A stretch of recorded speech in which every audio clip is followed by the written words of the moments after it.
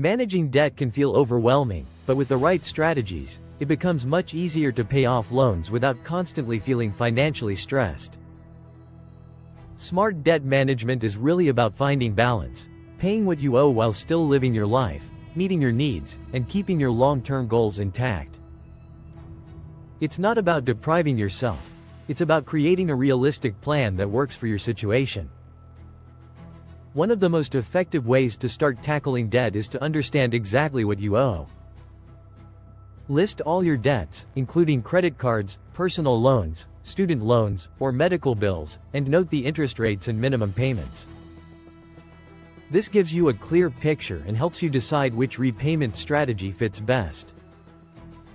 Some people prefer the snowball method, where you pay off the smallest balances first to build momentum. Others use the avalanche method, which focuses on paying off the highest interest debt to save the most money over time. Either approach works. The key is choosing the one you're more likely to stick with. Avalanche versus snowball. Choosing the right repayment strategy. When it comes to paying off debt, two popular strategies often come up: the avalanche method and the snowball method. Both can help you become debt-free, but the best choice depends on your financial goals and your personality. The avalanche method focuses on eliminating the debts with the highest interest rates first while keeping minimum payments on all other accounts. This strategy saves you the most money in the long run because it reduces the amount of interest you'll pay over time. The challenge is that progress can feel slow at the beginning, especially if your highest interest debts are also your largest balances, so it requires patience and discipline. The snowball method takes the opposite approach. Instead of focusing on interest rates, you pay off your smallest balances first. This gives you quick wins that build confidence and motivation. As each balance disappears, you feel more encouraged to keep going, and that momentum helps you tackle bigger debts with less stress. While this method may cost more in interest, the psychological boost can make it easier to stay consistent. Choosing between the two depends on what keeps you motivated. If saving money is your top priority, the avalanche method may be the better option. If you stay motivated by seeing fast results, the snowball method might work best. Many people even switch between the two depending on what they're dealing with or what feels more manageable at the time. How to negotiate lower interest rates with lenders. Negotiating lower interest rates can make a huge difference in your long-term financial progress.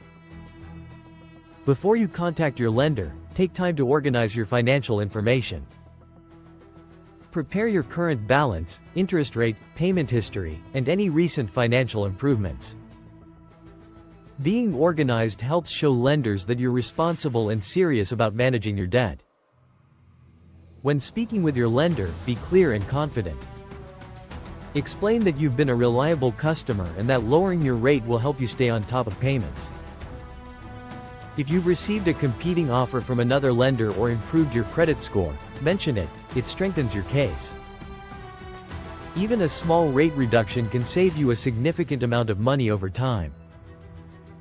If one lender can't offer a lower rate, ask whether you qualify for alternative programs, such as hardship relief or modified repayment plans. Exploring consolidation options that actually save you money. Debt consolidation can simplify your finances and reduce stress, but choosing the right option is essential. Balance transfer credit cards can be useful if you qualify for a low or 0% introductory rate. These cards give you a window to pay off your balance without interest, but you must stay disciplined and pay it down before the promotional period ends. Personal loans are another option. They combine multiple debts into a single monthly payment, often with a lower interest rate. This can make budgeting easier, but it's important to compare fees and terms to ensure the loan truly saves you money. Homeowners sometimes consider using home equity to consolidate debt because the interest rates are typically lower. However, this approach uses your home as collateral, which means you risk losing it if you can't make payments, so it's important to consider the risks carefully. Why building credit is as important as paying debt. While paying off debt is essential for financial stability, building strong credit is equally important. Your credit score influences almost every major financial decision you'll make, from qualifying for a mortgage to securing low interest rates on loans. Even as you focus on debt repayment, maintaining timely payments on all accounts is crucial because payment history is one of the strongest factors in your credit score. Managing your credit responsibly also means paying attention to your credit utilization.